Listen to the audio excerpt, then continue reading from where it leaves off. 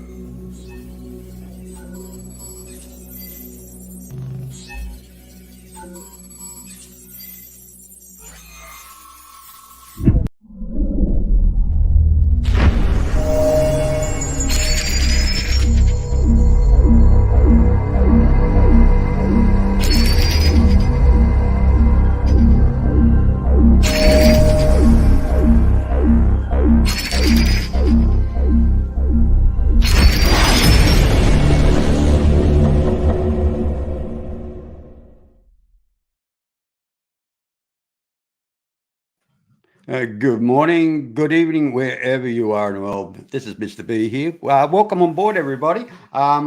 It's a beautiful day here in Western Australia. The sun's shining, birds are chirping, and it's the early hours of the morning. Unfortunately, you guys are in the evening and in winter time. So, hey, take it easy and just sit back, relax the next hour or so. And anyway, I'd like to introduce our first guest, actually special guest today, Mr. Michael Schratt. Welcome on board there, Michael. Glad to have you here. Good to be with you. And tell me, Michael, before I continue, how long have you been into UFO research? It's been 30 years, I think. Wow. Been a while, yeah. Yeah. That's excellent. Anyway, I'll bring on our next guest. Hey, the man himself, the legend. Mr. Jim Goodall. How are you there, Jim? I'm doing good. No, I don't. Terry, I don't know if you saw it. I don't know if you've seen it either, Michael. There was a UFO videotaped, fairly decent resolution in Argentina. Yes, 2 days ago. Okay. And it was a disc, and it had rings that weren't attached to it going all around it. I mean, it was really, really bizarre. Interesting. Okay. And anyway, Jim, we'll continue this in a minute, my friend. I've got this other gentleman that loves the microphone a lot. You know, golden tonsils himself, Mr. Robert Bauer, Professor Robert Bauer. How are you, Robert?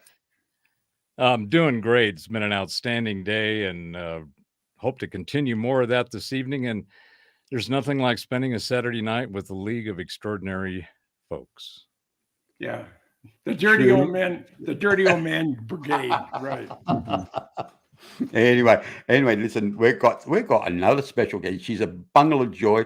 She always tickles my fantasy, this one. She always makes me laugh when I see her online. Having a good girl. I like her dancing though. It's very, very, she's right into it. And welcome, Chasity. How you going, Chasity? Hi, fellas, how are y'all tonight? We're all doing well. Good. Yeah. Thank you for having me. Oh dear! Just let me get a sip of water, please. I mean, just kind of. Chasity, it's great to have you back again. I mean, you are intrepid and daring to join this group of odd gentlemen. Yes. I mean, it's like being thrown it's like being thrown into the lion's den with a meat suit on, you know. It's a little bit intimidating, maybe. I don't know. We'll just roll with it. Well, I've got a small. We've seen you hold your own before. You've done well. Yes. I have a small snippet video here. It's only about a few minutes, right? This one. And this goes for everybody. And I think you would like this one, Chasity. I really do. I actually created it this morning just for you. Oh. Yeah, I certainly did. It's about the power of positive thinking. I love that. Yes. Yeah, okay. Let's just put it on. Yeah. Welcome to Mr. Band Friends, Truth Seekers. I'm Mr. B. Have you ever wondered how much your thoughts can shape your reality? Imagine for a moment a world where your thoughts have the power to influence not only your emotions, but your actions, and ultimately your life experiences. This is the fascinating realm of positive thinking. And positive thinking is a powerful tool that can change the course of your life. It's not about ignoring the negative or pretending that everything is perfect. Rather, it's about approaching the less pleasant aspects of life in a more productive, positive way. When you shift your perspective and choose to see the good, even in challenging situations, you are harnessing the power of positive thinking. But what does this mean for you? It means that with a simple shift in mindset, you can start to reshape your world. You can turn obstacles into opportunities and setbacks into stepping stones. Indeed, our thoughts have the power to shape our world, but how exactly does this work? You may question, how can a mere thought have such a significant impact on our life? Well, let's delve into the concept of manifesting reality through thoughts. Thought is not simply a fleeting moment of cognition. It is the first step towards the creation of our reality. It's the seed that sprouts into actions, and these actions shape our world. Think about it. When we fill our minds with positive thoughts, we cultivate a positive mindset. This mindset does not just exist in the abstract. It influences our actions, our decisions, our reactions. It's like a ripple effect. A single positive thought can lead to a positive action. Multiply that by countless thoughts and actions, and you're paving your way towards a positive life. For instance, consider a student who believes they can ace an exam. This positive thought boosts their confidence, leading them to study harder and perform better. So, by consciously choosing positive thoughts, we can direct our life towards positivity. So what are the key takeaways about the power of positive thinking? Let's boil it down. The potency of positive thinking is not just a tool for tough times, but a transformative lifestyle choice. It's about consciously choosing to focus on the bright side, the opportunities, the good in every situation. Think of positive thinking as your personal power plant, generating the energy that fuels your life. When you maintain a positive mindset, it's like keeping your power plant in optimal condition, ready to tackle any challenge and seize any opportunity. And remember, practice makes perfect. Just like any other skill, the more you practice positive thinking, the better you get at it. Start small, perhaps with a positive thought first thing in the morning. Gradually, you'll see how this simple practice can shift your perspective, improve your mood, and enhance your overall quality of life. Remember, the power to shape your reality lies within your thoughts. Choose positivity and watch your world transform. This is Mr. B. Don't forget to tickle the like and subscribe button. Till next time. Well, I'm bawling like a baby. no, yeah, Chasity, we all love you. That was We do. beautiful. We all love you. I Thank know you. Jim loves you. Robert loves you. We all love you. I tell you that now. Thank Okay. you. That was so beautiful. Hey, you're more than a conqueror, mate. Thank You you. really are. Anyway, sorry about all the. Oh, dear. Here I go. And So so B, I think you found your calling. I've been called a lot of things. Well, I think what you just did with that, I mean, if you make a bunch of those on those types of subjects, I mean, you delivered and produced that really well. I Yeah. mean, you read it like it was you, which is what a lot of people have a hard time doing. Yeah. And it was really well written. So kudos, my friend. That was extremely beautiful. well done. Yeah. Thank you. I can stop Thank you. crying. I'm so And crying. it had a positive effect. Oh yeah. Well, Yeah. I'm going to give Michael a positive thought. Michael, I've been following you for a long time, especially with your Blue Room. You've got another site now, I believe, haven't you? Same site, but just different name. Yeah. Yeah. Anyway, I see you come up there, and I just go and watch you, and I do post it. I do post it on my Facebook every now and then. They're good ones. I like the last one you did about the spacecraft. Sure. That they can fly in from atmosphere to space. Which I thought was brilliant. As I've mentioned to Jim and a few of my friends, there are only a few people I actually respect and follow in ufology. Well, one of them is yourself, and the other one is Preston Dennett. He has wonderful presentations. He doesn't get into the politics of things. He actually talks about mass sightings, the 10 most, which can be documented, and which he's a brilliant author, a great storyteller. And the others is Third Phase of Moon, the Cousin Brothers. Yeah, as much as they got their movie side to one part, they're stuck to their grassroots when it comes to ufology. They haven't now we've got the name. They haven't kind of went behind closed doors. If you want to listen to us talk, you've got to pay for it. I mean, they've actually stayed out there for the masses, and I have so much respect for that, and for you and for Preston Dennett. And honestly, I am so honored to have you on board, mate, today. Great to be with you. Yes. Mm-hmm. Yeah. So we've all got a story to tell, that's for sure. And I get fascinated with Jim when he talks about Belize and his past stories with Ben Rich and Bob Lazar and everybody else. And I mean, you know what it's like living in Western Australia? We're on the backside of the world, down below down there, Perth is the most remote city in the planet, really is. We're so far away from everything. And we don't get the opportunity to meet people like yourselves, like Jim or Bob Lazar or anybody like that. And it's just this is a great tool to work with on the internet and be able to have a podcast show. I don't like blowing my own whistle, really, I don't. But I've been an experiencer since the age of 7, right through to the age of 13. Okay. And then it all stopped. And then at the age of 25, just kind of, I had 6 months out of the army and physically fit, great. And then I literally thought I had a near-death experience. But as time went on, I realized it wasn't. And it was an abduction.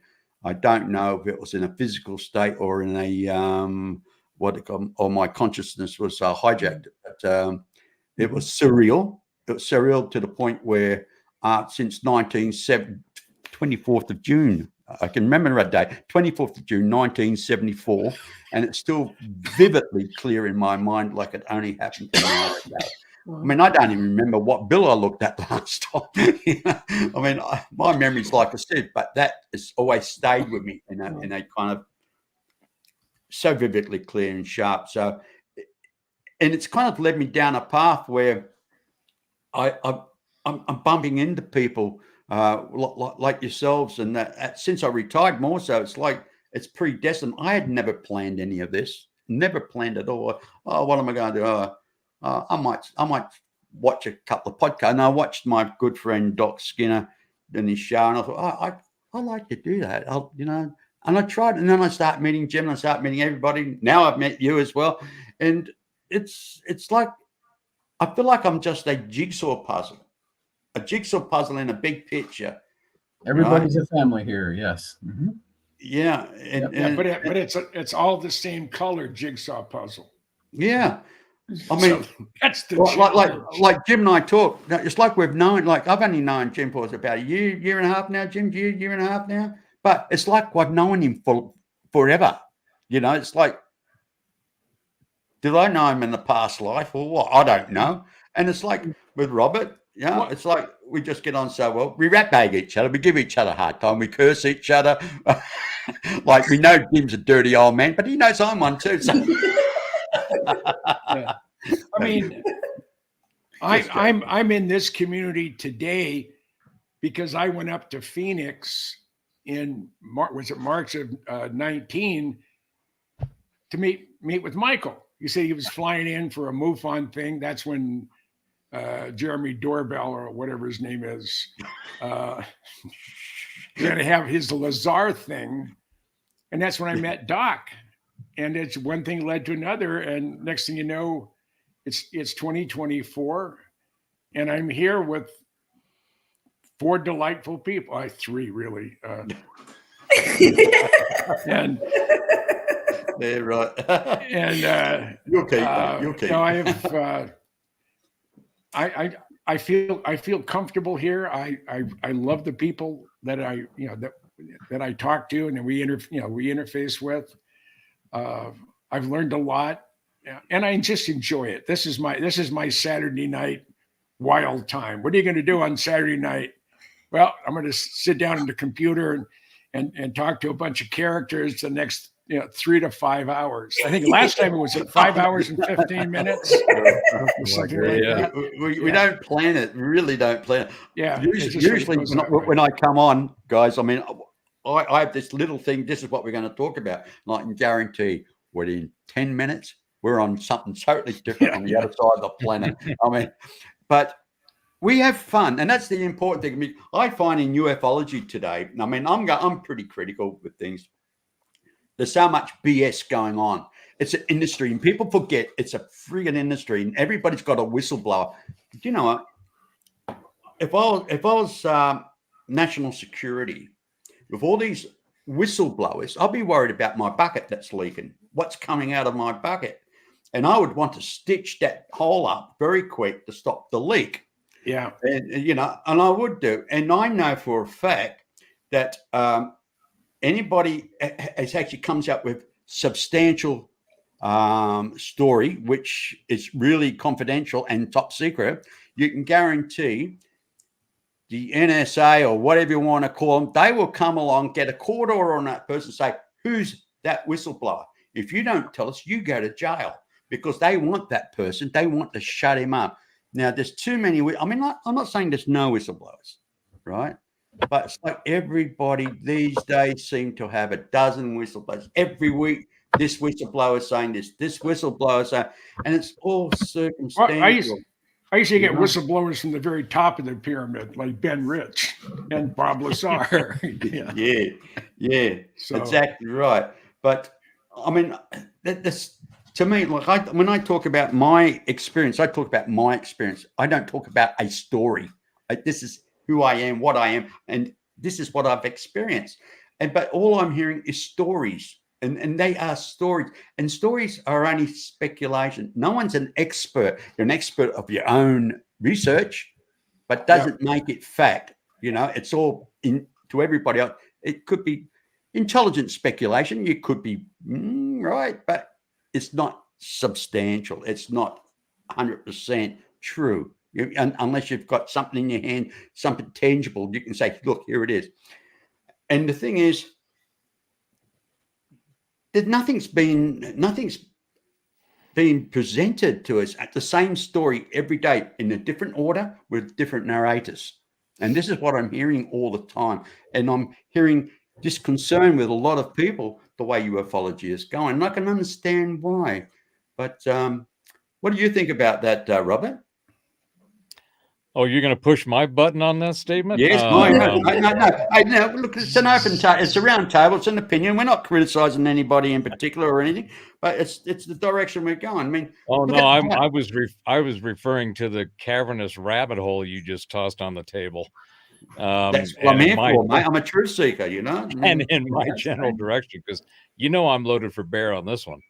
I will put the summary of what I think is going on. Aside from all of the narrative stuff that's carefully crafted and curated to throw chaos in the conversation, because that's what everybody's experiencing. Doesn't matter the topic. Could be paranormal, normal physics, metaphysics, science, religion, all of it. Theologies, philosophies. They're all sitting there kind of teetering, and most of them have already started to crumble because what they've been defined as is not really what they are. And that's a whole nother cavern. So my point is this. I think in this ufology or ufology I've seen it referred to, and I think it's earned more of ufology than ufology of late. Mm-hmm. But the key term is disclosure. And you guys are, Michael hasn't had the unfortunate pleasure of hearing me go on about linguistics. But the key is that words that are being used have been weaponized.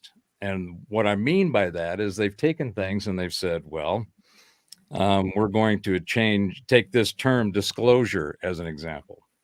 And that's kind of the big meme that floats around in all the different paranormal and UFO and spiritual space. And then, of course, they tried to tweak the narrative again by, no, it's not UFOs, it's UAPs. And we're like, okay, yeah, whatever. They're still UFOs because that's what we all see. That's what our experience is based on in that definition. So they talk about disclosing UFOs. The fact that they are real is the kind of the first level of the layer of nonsense. But below that are the fundamental questions of disclosing what? Is it disclosing just the fact that these things exist and that they're not ours? What percentage is theirs and versus ours? I personally think from the data I've been seeing it, my working assumption is 70-80% of it is ours, and the remaining is a mix. Yeah. And because the way they had the tech, and then this goes to my point about what I think the term disclosure is wrong. I think it should be exposure. Mm-hmm. Yeah. Because if it was disclosure from the standpoint of, for example, or are we alone? Because that's really what ours versus theirs brings up. If it's theirs, then we are clearly not alone. And people are, grasping in various ways with that meme, that thought stream of, well, this whole, we are the center of the universe, and the writings we have told us so. So what's happening is that, to me, was answered millennia ago. In literally every civilization that we've been able to decipher, decode their cosmologies, they all have the same story.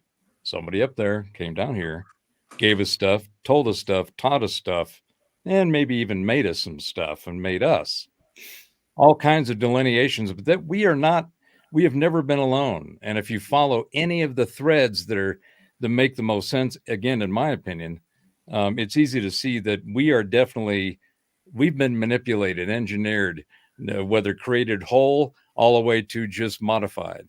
Yeah. And that reality is something that is our reality. So exposing is not really on, is it theirs or ours? What's the percentage? Is there a common thread of our existence that we can look at and go, well, they got this one commonality. They all say the same thing, but they all call them different names and they arrive different ways. And the Mahabharata, the Rig Veda, all of the Hindu scripts, the Sanskrit, is replete with some of the most amazing war stories and incredible technology that we've seen. I mean, they could do a Star Wars just on those writings. So exposure is what's happening, and the exposure is the real thing that's really going to piss off what I'm calling, we are seeing now, the rise of the pissed off peeps. Around the world, there is this frustration, anger, and angst that's being literally pushed back, especially by a lot of the farmers in France and in Italy and in the Netherlands. I mean, the people have had enough. They realize that what they've been told doesn't make any sense, that actually it doesn't make any sense by mistake. It doesn't make any sense on purpose. It's been carefully crafted, curated to drive the thought streams. So what's really happening is the exposure of the fact, I'm going down a couple of holes trying to get back, the fact that it's not disclosing anything other than it's really exposing the fact that the powers that be or the were that are in transition, whatever they might be, they've been holding this tech for the last 7 or 8 decades. And that tech, if they had not held on to it and suppressed it, we would live in a totally different world than we're living now. It would be the ability for energy, free energy, 0-point technology, free water. All of these things they've been around and we have them now. They're off the development bench. They're ready for production. But these idiots have been in control and holding everything into this other model. Yeah. they can't, the amount of infrastructure that they've created as a result of maintaining that model, it has to be bulldozed. Somebody asked me what's my prediction or what I would like to see in 2024. The first thing I thought of was a brigade of bulldozers standing in each urban area, just ready to just scrape the whole thing out, because nothing can be repaired. It has to be replaced. And that would be I the heard that ultimate before. dream. Yes, you have, Miss Heidi. Welcome aboard. Hi. Welcome, Heidi. Bye. Welcome, Heidi. Hey, I'm you've so actually sorry. I shut him thought up. you were- Hey, you've actually shut Robert up for. I've had a lot of Michael, we do this. We kind of butt in with Robert Hi, now because Michael. he gets really carried away. He really gets carried. Hey, Michael, I'd like you to meet Heidi Popp there. Very nice to Hi, meet you. Michael. Michael Nice to meet Schratt. Nice to meet Very you. nice to meet you. Forgive me for Mhm. popping in late. I thought you were in the. It was a thing. I was devouring a pizza, so I was like, oh, we got time. I got time. You're right what you're saying there, Robert. But what I'm finding disappointing at the moment, we get all this hype. Since 2017, we've got these people that come out and expose all these things. I won't mention names. I mean, these people, I believe they're really nice people, but they've got a job to do. They're professionals. I mean, one's been a was it a counterintelligence guy for God knows long. I mean, I don't have to mention names. I mean, I've heard he's a very nice person, but at the end of the day, if you're going to destroy ufology, you're not going to do it on the outside hitting it with a hammer. And when you look at the big picture, people like the New York Times media would not touch anything regarding ufology, UFO, or anything. They just won't. But all of a sudden, overnight, like somebody just turned this magic switch on, they've got all this tic-tac UFOs, all the coverage, and people that have never been heard of before are suddenly overnight sensations. They're like the gurus of ufology. They're the saviors. They're going to lead the charge to expose disclosure. And it's the same 5 or 6 people. Yeah. And they say the same damn crap every time. Yeah. There's nothing new. They speculate. To me, personally, Jim, it's a Greek bearing gifts. It's the Trojan horse. Get on the inside, destroy it from the inside, and lead their narrative. Take them to a totally different direction. Now, how many times have you heard over the last few years, oh, Congress, it's all going to be exposed this time. Oh, it's all going to come out, and everybody's getting hype. And then all of a sudden, somebody bursts the bubble. Nothing happens. And now, a couple of weeks ago, the Pentagon turned around and said, there is nothing, no evidence or anything about UFOs or crash people, right? Well, then I turn around and I say to myself, yeah, well, because they don't exist, that's why you keep it top secret and everything. And every page is blacked out. You know what I mean? I mean, an idiot can tell. Why is it top secret if it doesn't exist? You wouldn't have anything top secret. You won't have any documents at all if it doesn't exist. And what documents do come out, why is half the page blacked out? They don't want you to know. We know the fact. Why have top secret stuff if they don't exist? But then again, what's to say? But it is a Trojan horse, and that's how I look at it. And I don't take it very serious. And this is where I'm getting upset about the direction of ufology. I mean, I believe what Michael Schratt is doing, Preston Dennett, these people are groups of people. You know, we're not talking about one individual that saw something or seen something, you know. We're talking about groups of people that have multiple witnesses. And this is substantial fact. Not everybody is crazy. You know what I mean? I mean, I get angry when in myself and I think to myself, oh, God, yeah, I don't like the way it's going. But hopefully, with determination, I think we need not to say disclosure. We want to answer one thing. Tell us about Roswell. I don't want to know about what documents you've got. You can give us. Let's ask one question at a time and demand the answer to that question. You know, one question at a time. What about Roswell? Admit it.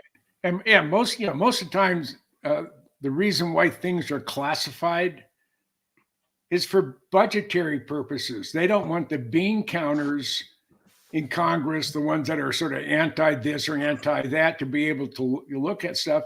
And the other thing is internal power. If you are the security administrator, you hold the life of everybody in your group or your division in your hand, because without a top secret / or Q clearance for civilians and above, if all of a sudden this administrator doesn't like your attitude or where you're going, he or she can pull your clearance. And if your entire world has been working in the black environment, you've signed an NDA, so you can't put it on your resume. I worked with Bob Lazar on the sports model, and we've flown it 3 or 4 times. It's just, I know security has always just irritated the hell out of me, because I know I got grilled when I wrote the very first book on the F-117, and shortly thereafter I was in the Pentagon during Desert Shield and Desert Storm as a historian, and I went and saw Mr. Pete Ames. He was deputy director for program security for special projects, and he told me, I got the manuscript of your F-117 book. And as soon as I got it, I should have put you on active duty, charged you with espionage, and filed charges and arrested you. I said, I'm on active duty. I'm in uniform. If you feel froggy, jump. And he sort of stood back a little bit, and he said, well, it's not in the best interest of the program. I said, well, it's bullshit, because I have not had access to anything classified. Well, you take a number of different pieces that is unclassified and you put them all together where it strings the whole story, that becomes classified. I said, bullshit. He said, according to the security manual, which I've read, the highest you can classify something is the highest classification of any individual segment of that document, whatever it is. And if everything is unclassified, you can't classify it any higher than that. And and he said, well, you had things in the book that said we didn't like. I said, well, it's too bad. So I gave you that opportunity, and I didn't have to. I sent you a copy. I sent Ben Rich, and I sent the Secretary of Defense a copy of my book. And other than Ben said, because of classification, I can't comment. I said, okay, I can live with that. But you bastards know. So now you're getting irritated that I'm putting together state secrets. Bullshit. So I'm putting together facts. I'm putting together history, and that's my job as a historian. And now you're trying to crucify me this? He said, well, we don't like the questions you're asking. And I said, Pete, that is my job. My job is to question my government, and your responsibility and your job is to reply with an honest answer. I don't need any bullshit. I get enough of that in the rest of the world. But you people work for me. I say, I may be in the military right now, but most of the time I'm not. And if I write you as a business executive and say, I need to know about this, and you come back, so, oh, no, it's classified. When you know it isn't, then you should be fired. And I mean, we went round and round and round for about, I think, well over an hour. And finally, I could tell he was getting short. And I stood up, he stood up, and he's much shorter than me. And I looked him right in the face. I'm about this far from his face. I said, Pete, you know what pisses you off about me? So what's that? It says, I'm not afraid of you. I turned around and walked out. A friend of mine who worked at Joint Chiefs said he heard about it, and they sent Pete home about 15 minutes after I left. They couldn't get his blood pressure down. So you're a horrible person, you. Yeah, I mean, when the chairman of the Joint Chiefs tells my boss, we refer to your Sergeant Goodall as Agent Orange. But Jim, the way things have changed, especially since Bob Lazar exposed Area 51 or Groom Lake. Yeah. Apparently, it started getting a lot of attention. And then was it Obama kind of acknowledged the fact that Area 51 existed and everything. And so the cat's out the bag and everything else, you know. But apparently the rumors are here in ufology is that everything got moved from Area 51 Bullshit. to hey, most of the sensitive stuff. This is the rumors I'm hearing. Has been. I'm not saying it's true, but give it some thought though. Alice Springs to Pine Gap. There's 12, I believe there's 12 levels below ground, but basically Pine Gap is an American base. Even I remember years ago, an Australian Prime Minister tried to enter the base. They wouldn't allow him. No way. This is American territory. We own sovereignty of this couple of or 10, 15 hectares of space, you know, or whatever it is. But the thing is, Pine Gap is so far out, remote from everywhere, you know, I mean, literally, you know, and well, I mean, it's a lot bigger than Area 51, the area, the desert and everything that's out there. You can see a car coming from 50 miles away. You can see the dust, you know, there's no way of sneaking up there, and it's pretty secured, really is secured. And the story I have a comment on Pine Gap. Yep. When they announced, Tucker Carlson made the comment, I think this was 2019, and then a government spokesman said the same thing, that there are craft not made of this earth that have been overflying our military installations. So I sent a text off to my friend who was at Pine Gap, and she really loved it there, by the way. And I said, "Do you believe in UFOs?" And I got an instant reply. He said, "Why, did you see one?" And I went, "No." And she says, "They're here, but I can't tell you anymore, and especially not on this type of platform. We have to do it face to face." I've been trying to track her down when I was where she was the last time. She's in Germany. When I'm down in Florida, I don't know if I could get into Guantanamo. I could get to Guantanamo in a military transport. But she was there. She really loved being there. And she's been at Kwajalein, been all over the place. But she said, they're here. And her job, I don't know what she does for the NSA, but she's been with the NSA off and on. She does contract work for the NSA, and she's been all over the world. And every time I think I'm in the same hemisphere she is, she's somewhere. She's in the other one. So it's what I've also found amusing too. I mean, I remember back in the 80s, NASA wanted to build a spaceport up northern Queensland. And it was kind of everything went quiet. Nobody spoke about it. And for years, we used to have Woomera. We used to launch rockets from there. But Woomera is closed down. It's been closed down a long time. And it's more of a tourist spot now. But the thing is, last year, was it early last year, they actually launched some rockets. NASA actually launched some rockets into space, satellites from Darwin. And all of a sudden, we've got all these spaceports around Australia. We've got about 3 in Western Australia, 1 in every state. Plus, we've got a floating space platform, on a ship spaceport. And it's like, where do all these spaceports come from? I mean, nobody knew about it.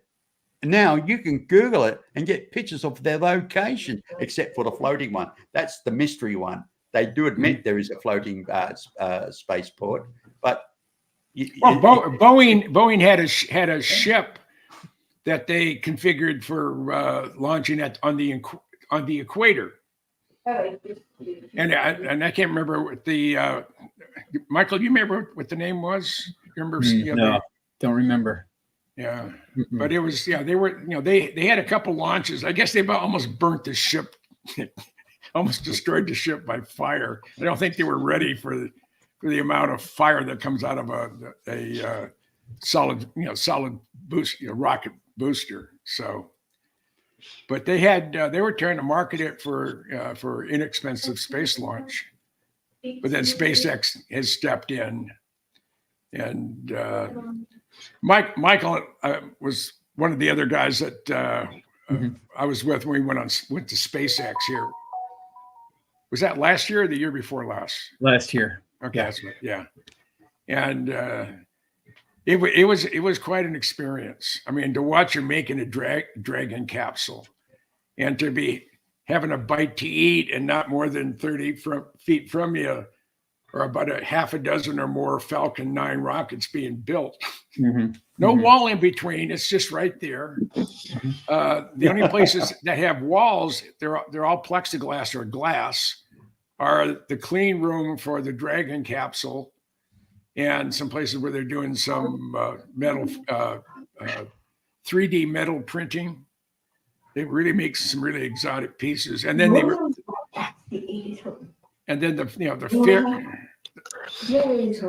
music seats for violin. His dog actually ate his music. Who's What's talking? that? Who's talking? What? Where's that coming from? Uh-oh. Let me try that. Is that my son? Hold on. Oh. Hey, we are live. Don't you just love a live show? Hey, Michael, we'll have to get you on sometime to do a lovely presentation for us when you feel up to it. No pressure, at your leisure, mate. I mean, Well, we can do a couple of crash retrievals if you have time. It's up to you. oh, mate, on a Saturday we've got. Hey, boys, listen to him. He said, "Do we have time?" Did you hear the naivete? Our record's 5 hours and 15 minutes. Is that right, Robert? Oh my God. 5 hours and 15 minutes. 5:15, yeah, something like that. Michael, Yeah. the Hey, floor is Michael, all yours anytime you want, my friend. Jim, go ahead and finish your statement. Oh no, Oh, I did. well. That was my statement. That was your statement. Okay, so Michael, I have a question for you. Yeah. Of the work that I've known and seen of yours, one of the things, you're one of those researchers that's very methodical in your process and the methodology that you use. Okay. And that when I see somebody execute that kind of skill set on that process, it always fascinates me as to how do they get there? Is that the way? So could you share with us how you do your research? Sure. Well, basically, I like to provide my sources, my documentation, my references, so that people can verify this information on their own. That's my kind of goal. So I really strive to provide newspaper clippings, magazine articles, so that there's some type of paperwork to back these cases up. That's kind of my goal, And for the past 3 years, I've been involved in UFO crash retrieval research, specifically focusing on Leonard Stringfield. He was the gentleman who coined the term UFO crash retrievals. I want to give credit to him. So let's see if we can share screen here. Hopefully this works. Let's see here. Entire screen, share. And if I go down here, so are you seeing this? Yep, here we are. You can see this? Okay. Yeah, we got All right, good. So I thought, why don't we spend a couple minutes? We can go over a couple of crash retrieval cases here, retrievals of the third kind, cosmic crashes, corpses, and cover-ups. I'm going to rip through some of the announcements here, and I want to go ahead and get to this publication here. So the cases that I'm going to be covering actually come from this book right here, UFO Crash Retrievals, The Complete Investigation by Leonard Stringfield.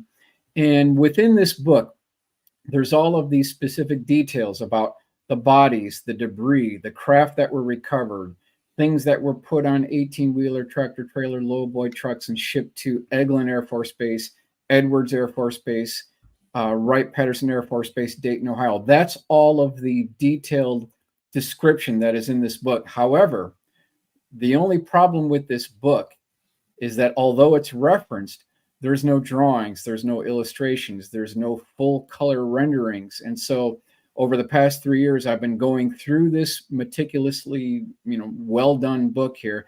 and picking out the mission critical cases that really need a refined pencil drawing, which is a basis for a full color rendering. And that's what I've been doing the last 3 years here. And I thought, why don't we go ahead and start with first case here. So this is a retrieval operation, 1942. This is page 319 in the book, so I want to provide my reference here. This is at a base north of Georgia. Even Leonard didn't know where this thing actually came down, but it was at an Army base north of Georgia. It was about 15 feet in diameter, 10 feet high. It had hieroglyphic writings wrapped around the outer lower portion of the craft itself.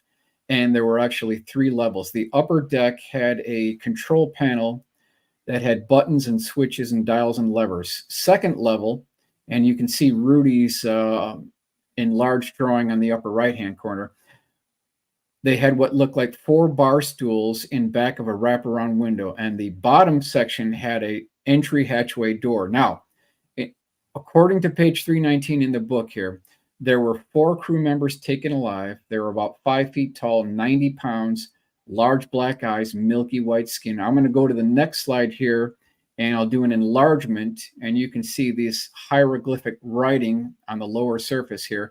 So this actually brings upon the question that there has to be a united coalition of engineers, lab coat technicians, linguists who are trying to decipher what they must have catalogs of these different descriptions and writing on these craft and trying to determine what these things actually are. All right, next one. Wright Field, Dayton, Ohio, 1946. This is a 6-year-old boy, Tex Martin, page 242, 243 in the book. He was with his father, which I believe is hangar complex number 4, which you see here. And he was getting a soda pop from a janitor. And so I've got this 1946 era pop machine here. And you can see this is Rudy's drawing.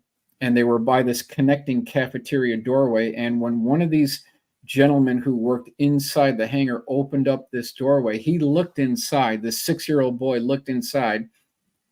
And this is our first pass rough sketch on what this young boy saw. He actually saw 2 18-wheeler tractor trailer lowboy trucks that had this unknown debris tarped with heavy cables going over the top. He also saw about an 18-foot diameter dish-shaped craft, off-white in color, that had tripod legs. And then on the ground near the craft were 3 ET bodies on stretchers. And I'm going to go to the next slide. This kind of gives you the rough sketch of how we started the process. You can see the primary eyewitness in the back peering through the doorway into the hangar. And then this is the preliminary sketch. Here's the final rendering here. So you've got a 20-foot diameter dish-shaped craft. You've got the 2 18-wheeler tractor trailer lowboys. Again, this is back in Wright Field, Dayton, Ohio, 1946. And then the 3 small bodies. So once we take this as a final pencil sketch, we're going to use this as the basis for a full color rendering. And then this is our final full color rendering of what this may have looked like if we were actually there in 1946. Now, by the 3rd day, the father was reprimanded for bringing his son to this. So it kind of had a negative ending for the father. But this is what's been reported from the primary eyewitness. Next one, 1946, Private and Records Management. This is page 59 from the book Space, the Final Frontier by Clark McClellan. And this is what the cover of the book looks like. And within the book, there's this sketch of a 15-foot diameter dish-shaped craft that was 7 feet tall. It had a series of rectangular windows wrapped around the outer circumference of the craft itself. It had arrived at Wright Field from a railroad flat car that came from Arkansas. That's where this thing actually came from. This is the sketch from the primary eyewitness. This craft had no rivets, no seams, no visible means of propulsion. It had no socket head cap screws. It had no hex head cap screws. It was antiseptically sterile on the inside. I'm going to go to the next drawing here. This shows you what this thing looks like. And if you look on the upper right-hand corner, I've done a cutaway that shows you this central column that starts from the bottom and goes all the way up to the top. Now, If you look at the forward front view, you can see on this window a red dot, and that is the attempted point of entry where they were trying to use diamond tip drill bits to get into this craft. And I've got 3 other cases within my files of the same type description of where they're using, number 1, diamond tip drill bits, they're using acetylene torches, and they're using lasers to get into these craft. Here's the first pass illustration of what this craft looks like. And then I'm going to go to Joseph's illustration, which is a lot more detailed and refined rather than mine. And then we'll go to Rudy's drawing. So you've got the private records management who comes up into the hangar. He has to deliver this message to high-level military brass. He's met with a friend, and this friend says, hey, I want to show you something. So he brings him back, and they see this craft. Off to the right, there's a tarp that was folded up, and in the foreground, there was a toolbox with an electric drill with a diamond tip drill bit. So we took all the information from the original sketch on the primary eyewitness, we factored in Rudy's drawing, and we came up with the final full color rendering of what this may have looked like if we were there back in 1946. And I think we'll do a couple more here.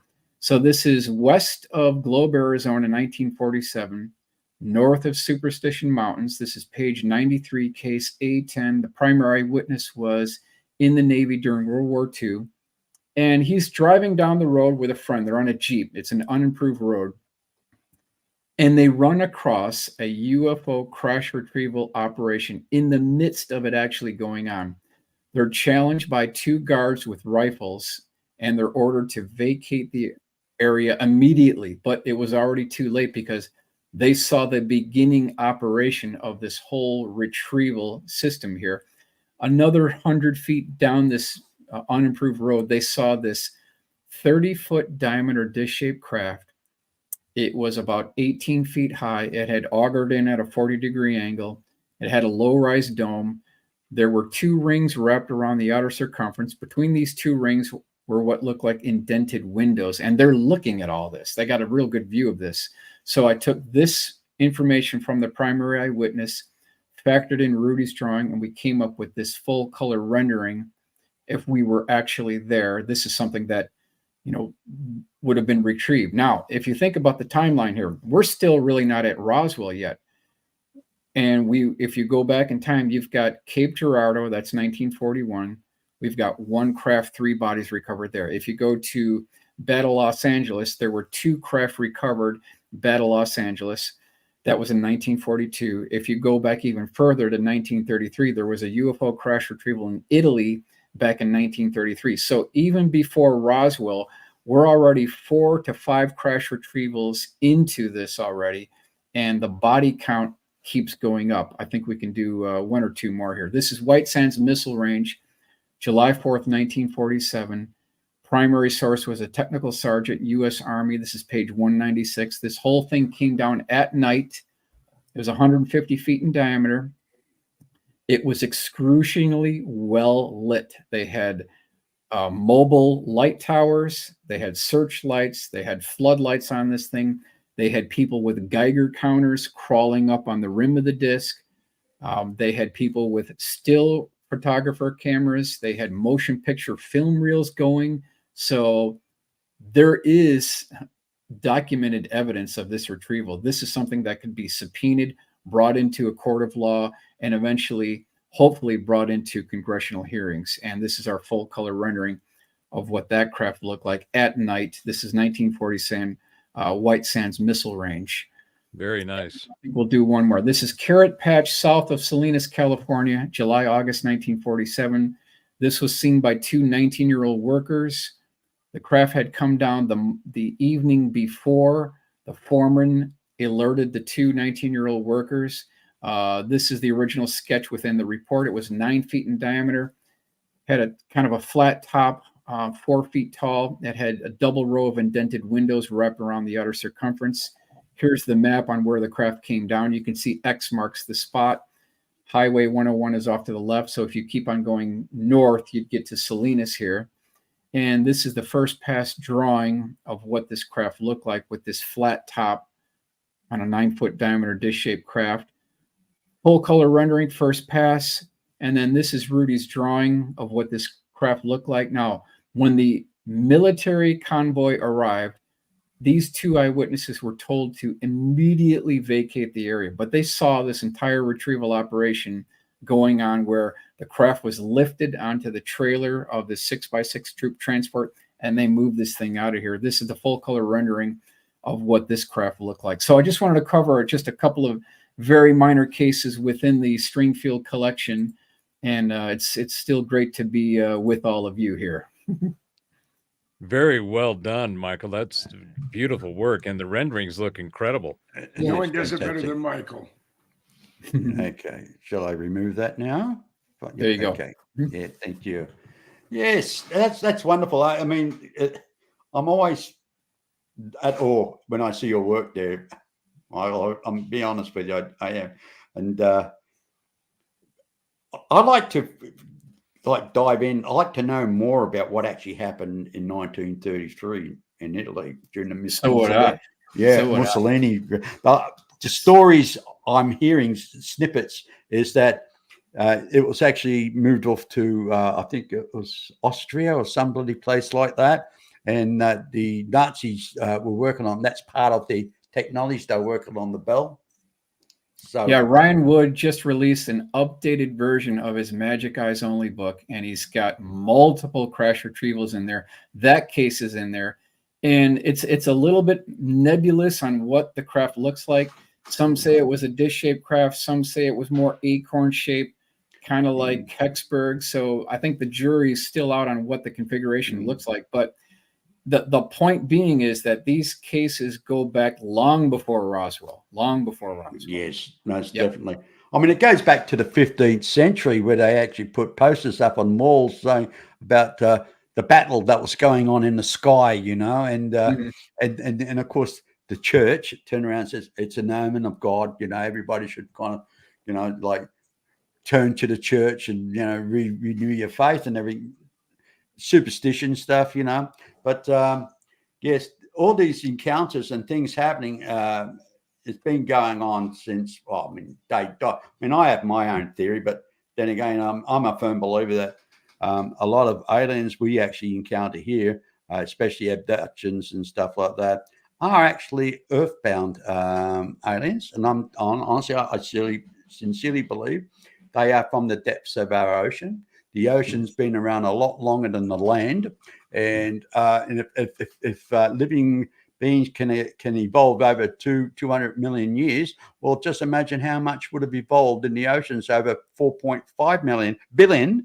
And actually, as Robert Bell would say, that's only speculation. It could be 8 billion years old. I mean, because you can only do a timestamp on organic. You can't do it on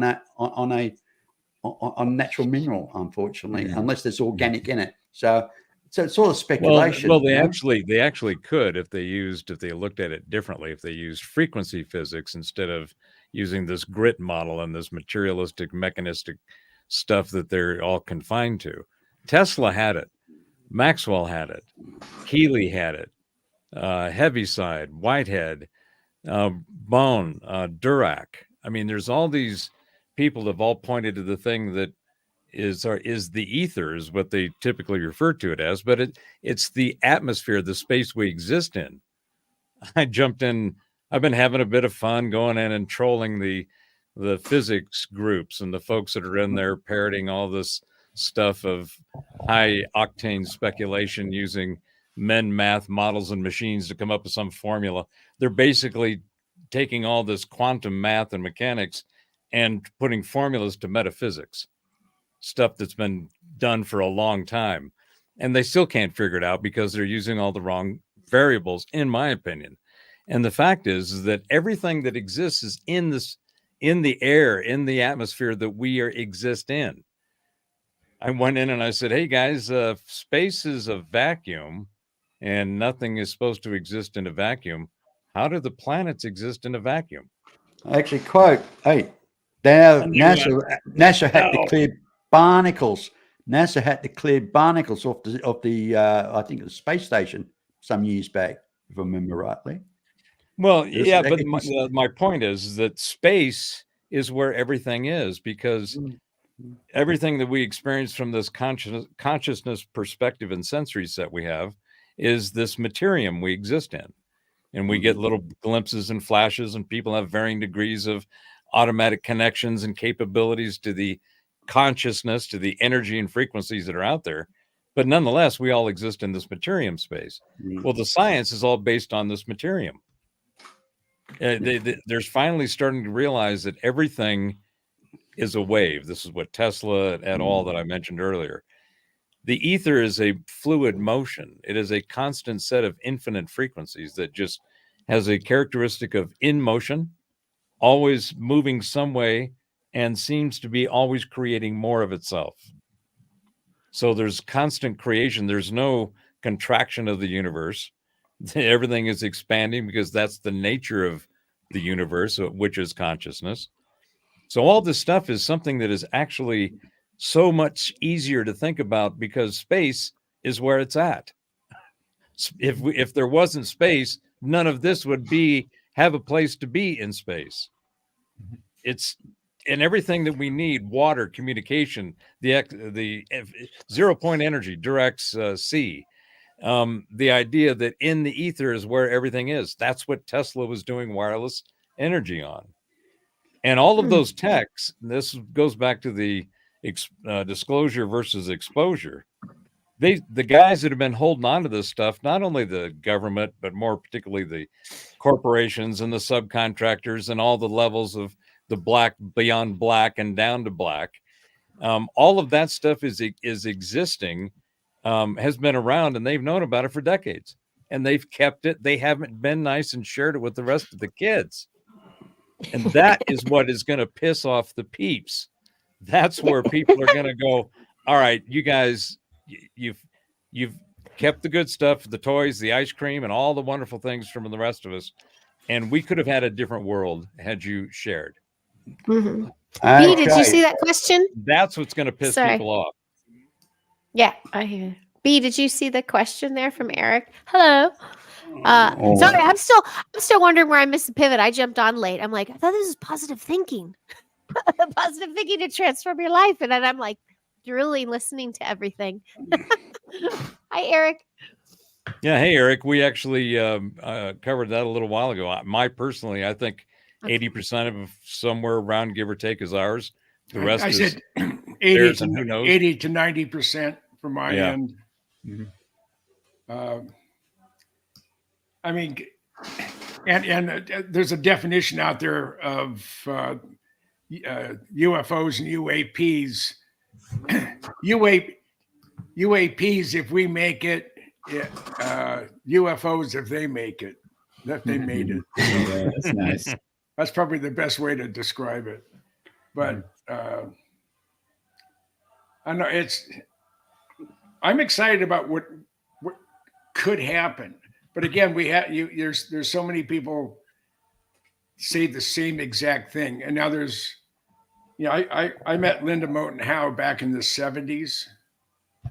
And she basically said the same thing for the whole 70s. I mean, she had an incredible experience where the government actually gave her tons of raw material, photographs, videotape, 16 millimeter, 35 millimeter, and even large format images from RB-36. They flew in formation with a group of flying saucers. This is back early 50s. And she was going to put together a tell-all. Okay, this is exposure, to quote Robert. And she was about 60 or 70% of the way through. And of course, she had signed all the NDAs. They came in, they paid her in full of what she was contracted for, but they took everything and they said, you can't say anything about it. But she saw all sorts of stuff. Now, I don't know if they could enforce an NDA today. I don't know. It's just I don't want to leave this planet, but I think I know I'll be another 25, 30 years. Is without knowing the truth. Right. I think it's important, especially for the group that we have right over here. So I will relinquish the floor. Heidi, you're on mute right now. Yeah. Yeah. I don't Hey trust. guys, look, here's something I want to show at the moment. It's a little snippet of video that will play straight away. So just keep an eye on this one. Okay. Oh, yeah. This happened in 2016. I think it's April 4th or April 12th or something around that. Now, if you look, there's a large craft at the top, and just passing the telegraph pole, you actually see the smaller craft moving. I actually took this video with a Galaxy S5, cell phone, and that was at 20 to 5 in the morning. And I've actually got close-up photographs of it, and the actual small craft was it's got like a rectangle shape and had like 3 black hot plates underneath. And when I actually took a photograph after this, I can't just bring it up at the moment. Anyway, what actually happened after I took the photograph, the small craft glowed and it went about 10 or 15 times brighter, like a large orb. Then it split up into 3 parts. One went north, one went south, and one went shooting east. And just like flash lightning, bang, gone. And it was fake. Now, but the thing is that the one in the middle, the large one up top, to look at, it actually looks like, have you ever seen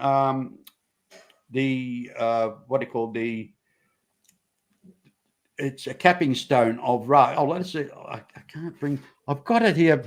Have I got it here? Have I got it there? No, I haven't. Look, if you've seen a capping stone of the sun god Ra, where you've got the wings coming out and a round dome in the middle, and the wings actually showed feathers. Now, this is what this craft looks like blown up close. It's the Romulan. It's the Romulans are coming in. Oh, I nicknamed it. I nicknamed it my Anunnaki starship for my own personal sense of humor, sort of thing.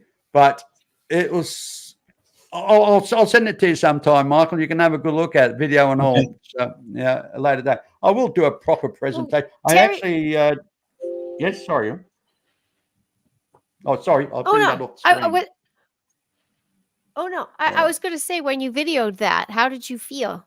Like I feel like that question before, when you spot a ship, it's either you have this energetic reaction or you don't, and then I can kind of, that's a man-made one. Okay, well, how I actually felt at the time, I'm just trying to remove it from the.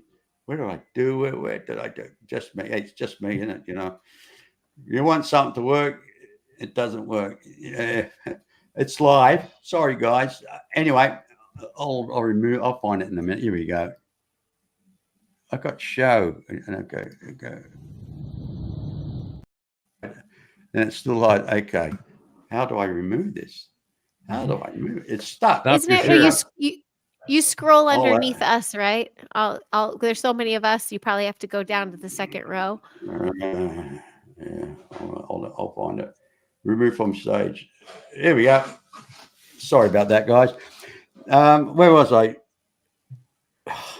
Mental block. Senior moment. Heidi asked you about what did you feel when you experienced it. Sorry. I was on the way. Like I was doing IT. I work for the McDonald's Restaurant Corporation. You know, doing the maintenance and everything else.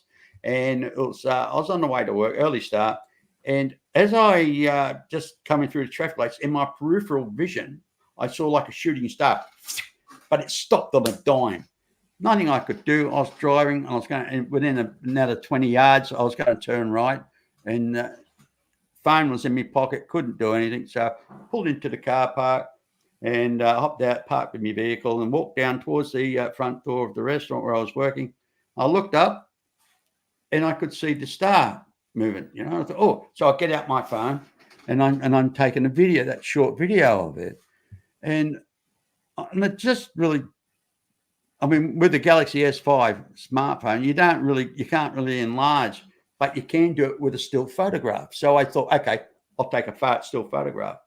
And it's after that photograph, I took it. It just, how did I feel?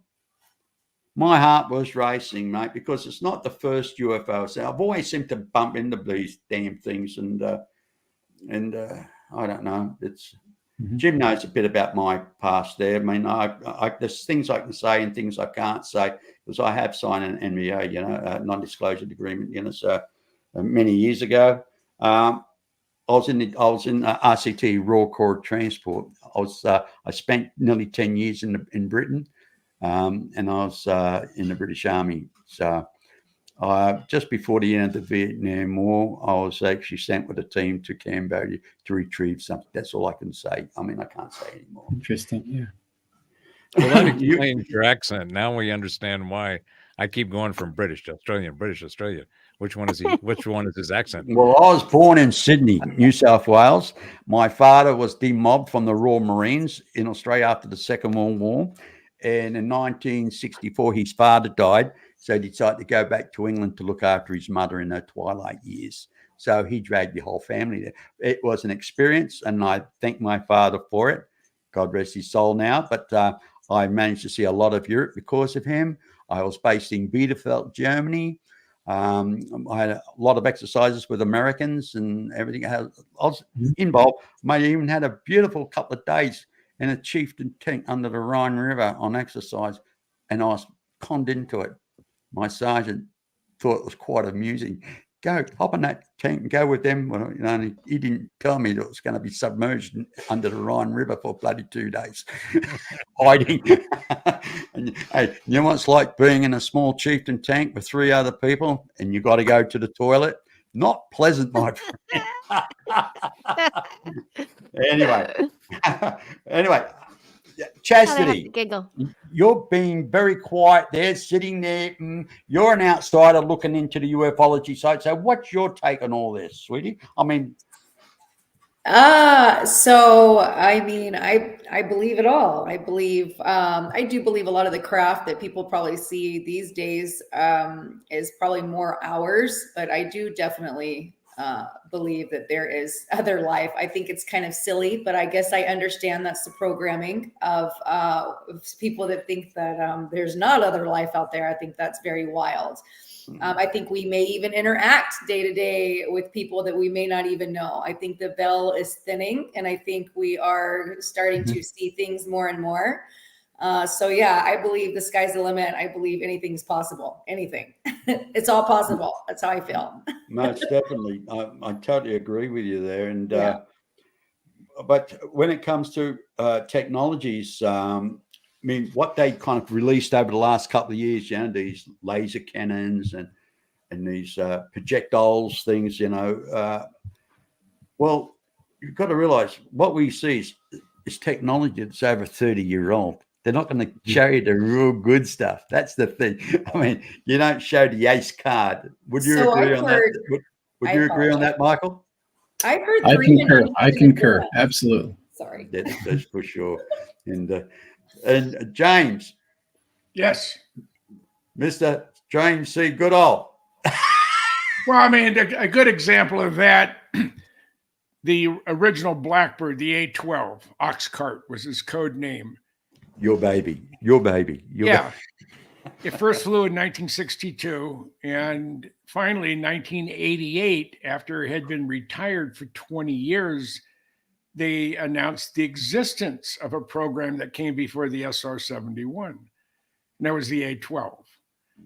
And I knew it, but apparently the rest of the world didn't know it. I mean, it was just, but any gee whiz new thing that the military is going to show, it's probably 20-year-old technology. Yep. The classic example to that one too is with the GPS. I mean, all the submarines around the world, you know, the Polaris submarines and the Yanks, what you guys had, They had the GPS something like 36 years before the old rack system, you know. They're about a meter wide and about 2 foot thick, you know, and they used to put them on racks. And then all of a sudden they released it. Then it went down from a touchpad down. Now it's in your cell phone. I mean, it's unbelievable how this technology moved once it made public. And but what I bet it'd be hard for us to fathom, really, the technology that they're using. It probably wouldn't process if we saw whatever. Well, here's the mind-boggling thing. During the Second World War, that they came out with transistor radios just after the Second World War. 4 transistors these things had. That's all they had in these radios. Now we're looking at our cell phone now with 28 million, maybe more transistors in a cell phone. You know what I mean? The mind-boggling thought of saying, hey, we can actually look, you would have said 40 years ago, 50 years ago, you'd be able to talk to somebody on the other side of the world on your phone and look at them and listen to music at the same time. They'll look at you like you're crazy. The equivalent technology that you have in a new iPhone 15 or whatever it is today, you have more computing power in your back pocket or your carry-on or in your purse or your jacket, wherever you put your cell phone. I just had an evil thought. It's more technology to what landed man on the moon. That's a fact. No, it's more technology in the mid 1980s that existed in the world combined. Yeah, exactly. And it's actually mind. But what people don't realize, innovation. Going back 1940, Dick Tracy, you'd call him Go Gomez, you know, with his smartphone. If you have an Apple smartwatch or a Google smartwatch, that's exactly what you have. Plus, it'll give you your A1C data on it. It will give you your pulse and your heart, and your heart rate and your blood pressure. Exactly. And everything you never really wanted to know about your body. Look, I'm an old fat guy. Just leave me alone. I don't want anybody. I don't want to know. Are you saying those devices are a little TMI there, Jim? It's like I don't. Yeah, it is too. Yeah, way too much. Way too much. Hey, do y'all? I'm butting in for Eric. Did y'all see Eric's question about that craft that went to the next atmosphere really, really fast? Any thoughts on that, panelists? I'm asking for him. Michael actually did a presentation last show you done, wasn't it, Michael? On a spacecraft? Yeah, Sorry, one of Michael, them. I didn't see that. Sorry. Yeah. Well, I didn't. Okay. The only Have thing you got that available with you at the moment there, Michael, at all? Let me see here. Tell us about it if you can. Sure. If possible. Okay, let me see here. Well, while he's looking, I'll share the information that I understand about that. Michael Sala's done a bunch of work on an arc out just off the Caribbean and out into the Atlantic that remote viewers have gone and gathered a bunch of data and have corroborated the eyewitness that Sala found out about this thing. And what it is apparently they call it an arc of million years, because it has all this library kind of information. It's got some pods and so forth. And it's supposedly supposed to be for the evacuation, if necessary, of human life from the planet. And there's supposed to be several of these.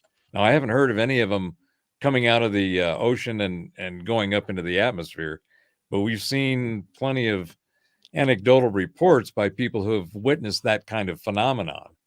Some kind of vessel coming up out of the water or going into the water and traveling as fast under the water as they would in the air. So obviously some kind of physics that is beyond the current models that we're using. And I think it's frequency physics, and they actually already know about it. They just don't want the rest of the kids to be able to play with it, because then all of a sudden we'll be even more difficult to manage than we are now.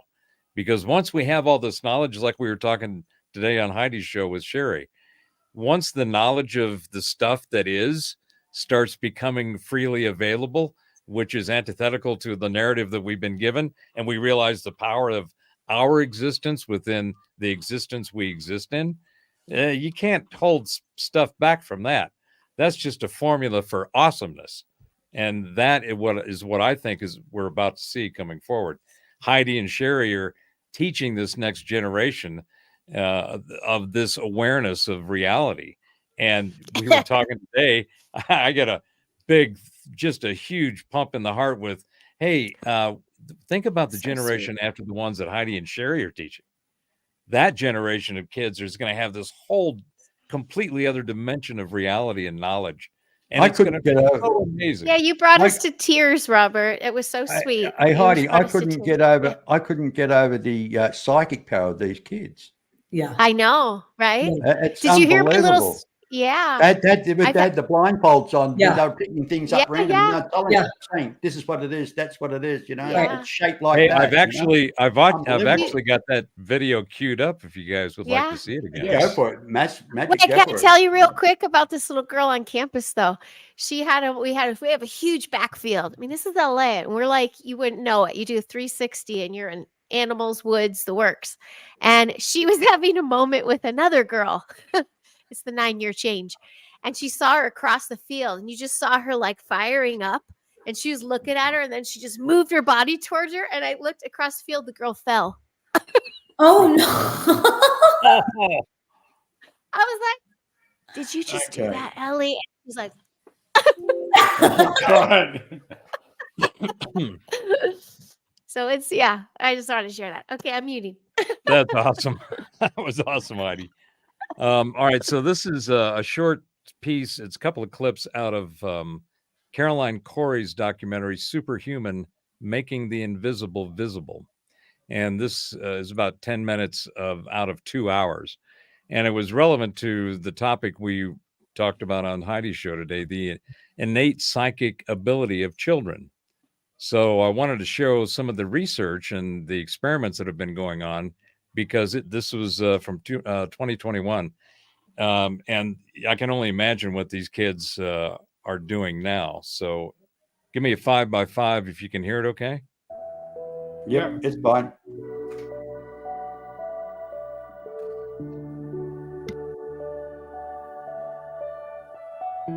We exist as physical beings in a physical reality, while our mind is in constant communication with unseen forces in unknown worlds. We are the visible part of a potentially infinite, invisible realm. How do the two worlds, mind and matter, coexist, collide, and interact? Because the energy is all around us, and energy is all connected to all different types of energy, you can communicate with all types of different things. In your head, you just need to think, please may I turn my energy on, or anything like that, a trigger of energy, and then just turn it on. And to Joseph.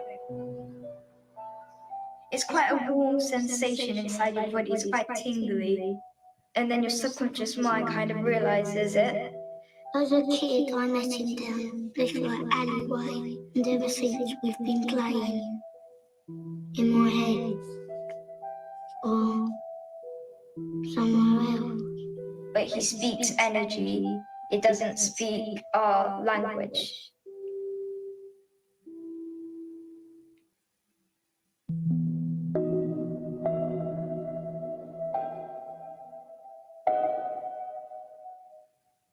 Like many children, when I was young, I was very, very sensitive. Even at the age of 5, I realized I could perceive the subtle energy. I would look at someone and I would see the energy around them. I could feel the emotions, what they were going through. I would put my hand up and I could hear their thoughts sometimes. That got me on a journey of discovery and research in the field of consciousness, how consciousness works in the physical world, and how we can answer some of these questions. For example, When we sense the presence of someone, but there's no one there, what are we tapping into? What are we coming in contact with? How can we perceive an event before it happens or remotely at a distance? Is it possible to change the chemistry of your body or even your DNA?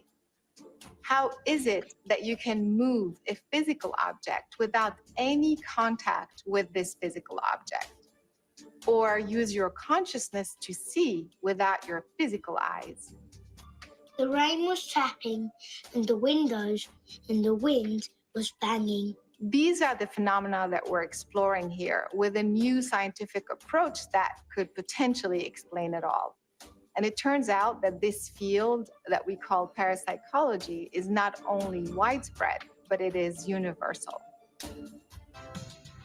My theory is when we perform PK or any other mind over matter exercise, our consciousness switches the brain from linear functioning, firing randomly in different areas, to 100% capacity, whereby the brain functions as a whole. Anyone can do this. In fact, without knowing the anatomy of the brain, all you have to do is focus your intent on the center of the brain. And that information is then distributed through the corpus callosum to the two hemispheres, which allows you to understand what's going on, and through the endocrine system, which then allows you to feel what is going on. Because the brain is now engaged at its full 100% capacity, you can now perceive and experience things beyond the normal human range, meaning beyond time and space. If this is true, then we should be able to transcend any limitation of our physicality, perhaps even our eyesight. Our first stop is in the UK, where we encounter children who are using blindfolds to access their superhuman abilities. We're going to play some games. Put your blindfolds on for me, please. Ready? Justin, tell me what's on this card. Teacup. And now tell me what's on this card. Tiger. Isabella, what is the shape and color of this stone? Kind of like a circle, and it's not really, it's kind of like see-through. Here's yet another example of how consciousness can interact with the physical world beyond what science claims to be possible. When we work with the blindfold, it's so that we can encourage the children to use the vision that they have with their higher consciousness. Evie, tell me the shape and color of the stone. It's red and kind of a circle. Yes. Evie, tell me what I'm holding in my hand. A wooden spoon. We expand their consciousness beyond that they believe or understand that they can, take them out into universal energies. Okay, now let's go search for that beautiful inner light of yours. I can see it. Fantastic. Bring the light out into the area around you, your light field. Good boy. Well done. I can see it. And then they can work with the higher consciousness, seeing, because they have the potential to see from every cell in their body. Now you're going to read a line each.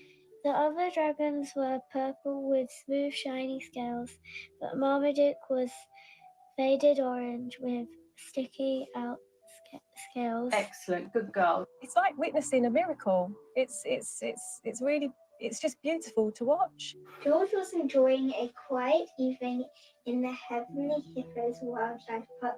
Suddenly, he spotted a group of animals creeping past. The first time I actually saw it for myself, when I come to do my training, the only word I can think of is emotional. It was very emotional.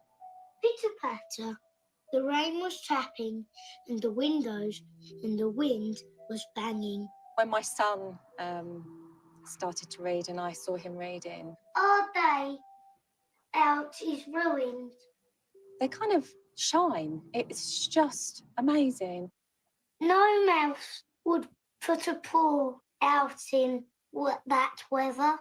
Needless to say, I wanted to know what it felt like to experience the physical world through these blindfolds.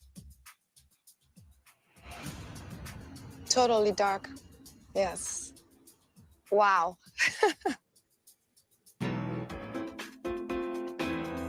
Witnessing these incredible children up close got us on a journey to discovering others around the world who are applying similar methodologies to achieve mind-blowing results.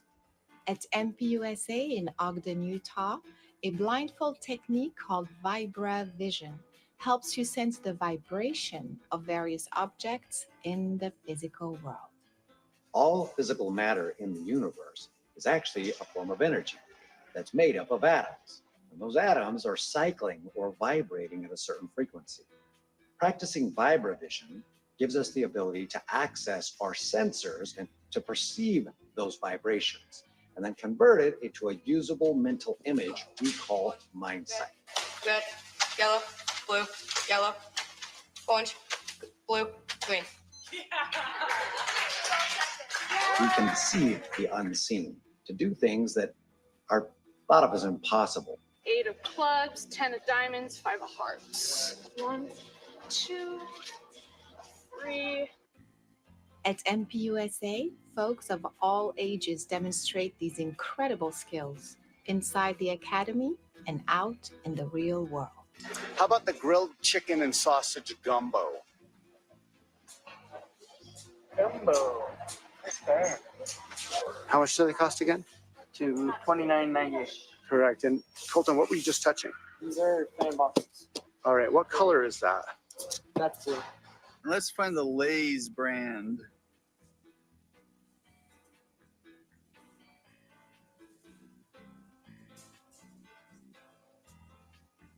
Old Spice body wash. Very good.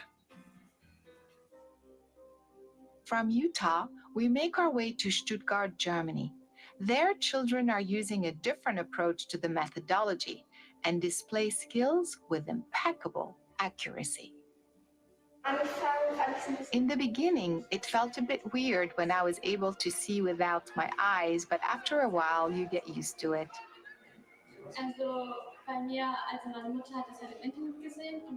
I was rather skeptical in the beginning, but once I learned it myself, my reaction was, wow, this really works.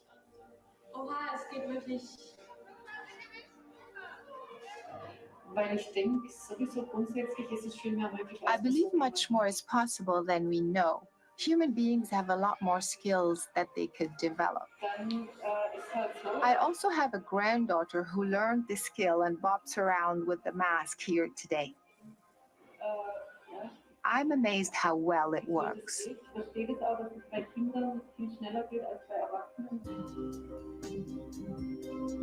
Groups around the world are using various techniques to achieve very similar results. I decided to investigate the origin of these methodologies, which led me to InfoVision in Moscow, Russia, and its founder, Mark Komisarov, who discovered blindfold perception 20 years ago. Постарался создать методику, которая, как мне казалось, могла бы активизировать эту способность. We developed a methodology that first worked with kids. Then I tried it with a blind kid, and it worked too. Then I tried it with adults, and it turns out the methodology also works with adults. And that is what I've been doing for the past 20 years. Эту способность у любого человека. That's good. That's interesting. Hey, Robert deserted us. Where are you, Robert? Get your butt back. Isn't that here, amazing? Yeah, that's an incredible documentary. Yeah, it was such a good one. Yeah, that's a really good one. Okay. I shared with Robert. I'll share really quick again right after that video. I was moved to in our show earlier because I had thought of a boy. We had our spring concert yesterday, and he plays violin, but he's what would be called on the spectrum, or what in another school he'd be diagnosed with something. With us, we're just like, it's our little buddy. And he doesn't play. He just hangs it on his chin. He just wants to be with everybody, never participates in orchestra class. We had our performance, and the conductor started, and she started the motions, and he closed his eyes and he just held it, and he played like the most perfect song. It was just, and he's Wow. 10. Almost just turned Wow. 10. And I was just like, we were moved to tears. We were just like, wow, look at him shine. And so Yeah, it's it like was so I know cool. I know this child personally, particular child. He's Mhm. 7 years old, and he's got a little bit of autism. Uh-huh. He reads thoroughly. He's excellent at maths. He can also play a piano. Tell me about Wow. it. And when he Yeah, watches yeah. a video, he will actually kind of memorize the words. And Yeah. 2 hours later, he'll be repeating the words he actually saw on the video, Of course, word they're for going to word. label those children. I call it it's got Exactly. I would say a Yeah. savant syndrome, which is Yeah. absolutely magical. But again, that's I'm all a linked in an open mind. I mean, unfortunately, it's sad to say as we grow up, we are mentally conditioned. You can't do this, you can't do that. Yeah. No, you're wrong, you're right, or whatever. And we are conditioned to conform. That's the word I would say, conform. And Yeah. I mean, you're not allowed to be a critical thinker. They won't allow it, especially people in the science field, because they're getting paid to do a particular job. They're not paying you to be a critical thinker. We want you Right. to research this. You stick to that. Don't stray down that road. Where like we're not interested what your opinions may be about something. We want you to do the study we are paying you for, and that's the trouble with a lot of people in the science field. Well, and to that point, B, what's interesting now that you mentioned that, I was just making the connection. The cancel culture crap that we've all been subjected to over the last several years, right? Right. Well, that kind of tactic has been going on in the sciences for decades. The suppression, particularly in archaeology, Virginia Meyer-Steen, who's one of the she was censored back in the 70s because she was on a dig in Mexico, and they found all these artifacts in these different layers, and they did several rounds of carbon dating using different techniques, and that all came back with it was inhabited by humans 250,000 years ago. And when she published that to go out and get peer reviewed and get published, all the peers reviewed and they pewed. And they said, no, there's just no way that is completely outside of the timeline that we have established as official and authoritative. But the evidence was accurate. And there's so much of that in the archaeological science field. So the censoring has been going on for a long time. Hell, Tesla was censored. Yeah. I mean, you don't hear about Tesla in any of the science and history books. Again, Robert, the technology that we use came from what Tesla put together and gave us. Yeah, and I didn't hear about Tesla until I started going down rabbit holes. I never heard about him in school, nothing. In South Africa, right, where the gold mines were, the ancient gold mines, they call it. Now, at certain depths, they found evidence of civilization going back 200,000 years.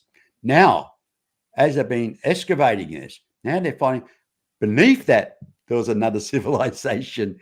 I mean, what's the date? How far does this go back? We want to talk about rabbit holes. See, I mean, that's going deep as far as I'm concerned.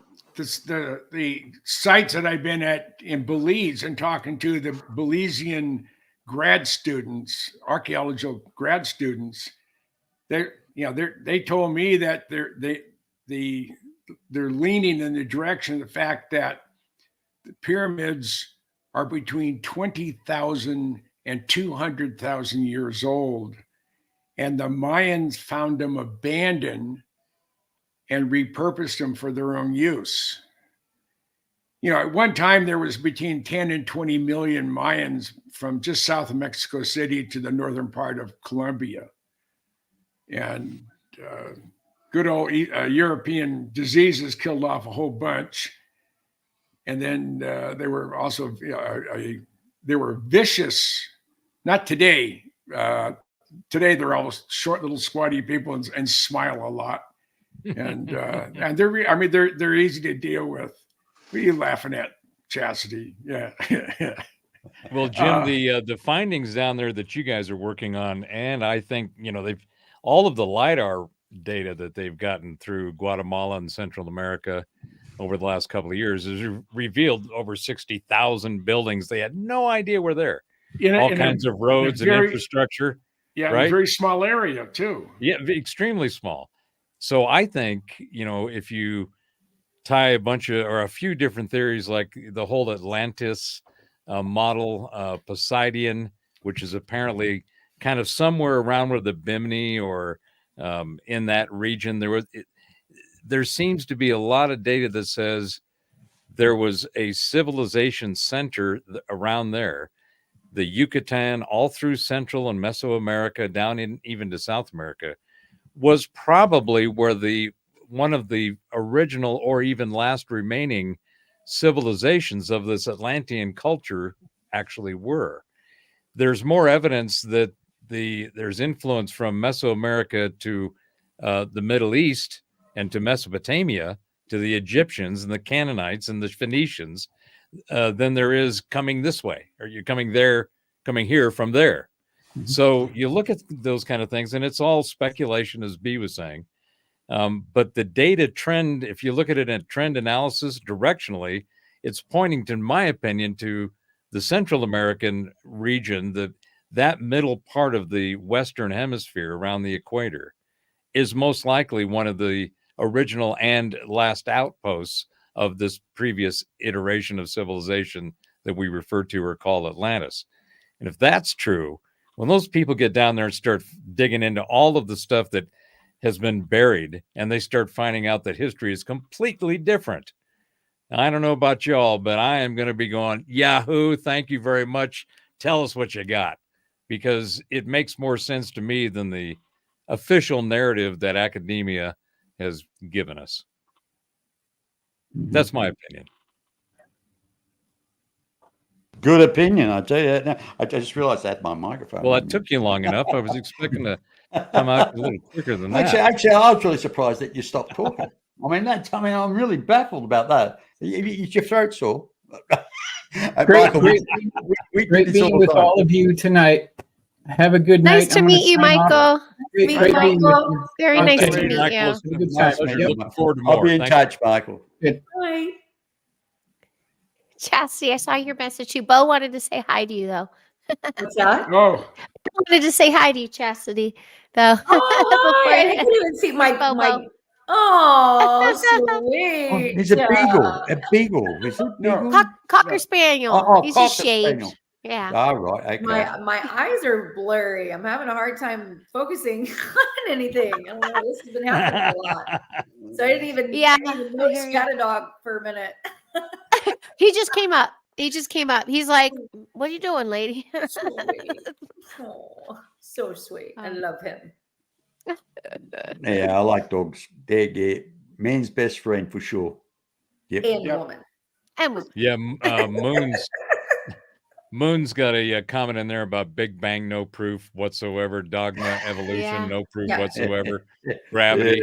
And he's absolutely right. I mean, there is no proof. They're all speculation. And actually, what's even more interesting, and I'd love to talk to Michael about this, the major dogmas of science are not the laws. The laws of thermodynamics, the laws of energy conservation, the laws that the universe is nothing more than a bunch of matter that has just magically appeared with, apparently, the Big Bang was infinitely small and infinitely dense.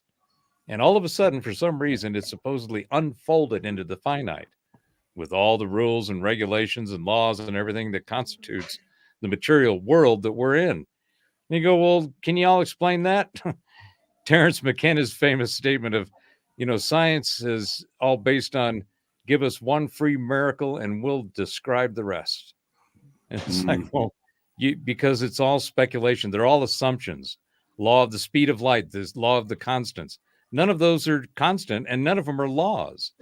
They're habits. And when we look at it, we've only been measuring this stuff with the telemetry toys and techniques that we have for just the last century. And how much of that stuff has changed. So I don't know about you guys, but I'm in the mode where I don't believe anything I hear. Everything is suspect.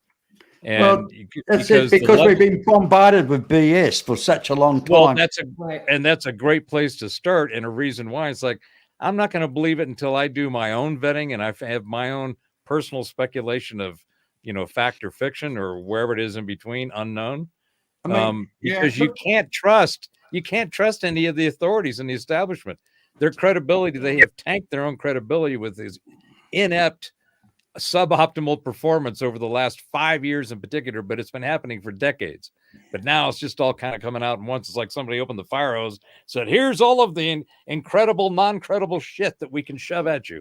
And you sit there, you go, okay, yeah, you're right. It's but forget, doesn't make any sense. You can't trust it. You're forgetting that they're only telling you the same shit they told you last year, the year before, and the year before that in a different order. Yeah, it's like, what type of topping do you want? Do you want chocolate topping or do you want caramel topping? But still the same shit underneath. Underneath, it's still the same crap underneath. It's just a different flavor on top. And it's, and this what and people are taking all this on board, and they wonder why. Oh, I wonder why I'm putting on weight. It's because you're taking on a lot of BS. That's why. I mean, that's a fact. That's because you have random shows on the internet and sit around eating Cheetos while you're chewing the fat. Throwing turds on tables. Is that what I'm doing wrong? Oh, mate. Well, come on, Jim. Say something, mate. I see you. No, I'm just searching the web. Yeah, I know. Hey, I wouldn't be surprised if he's looking at Dancing Girls or something like that, knowing Jim. Then I would be totally distracted. So you'd be saying, "I got to go. See you later, guys." I've seen that look on his face before. He's over there cooking up something in that noggin. Yeah, we're gonna get it in a minute. I know you. I know you received it.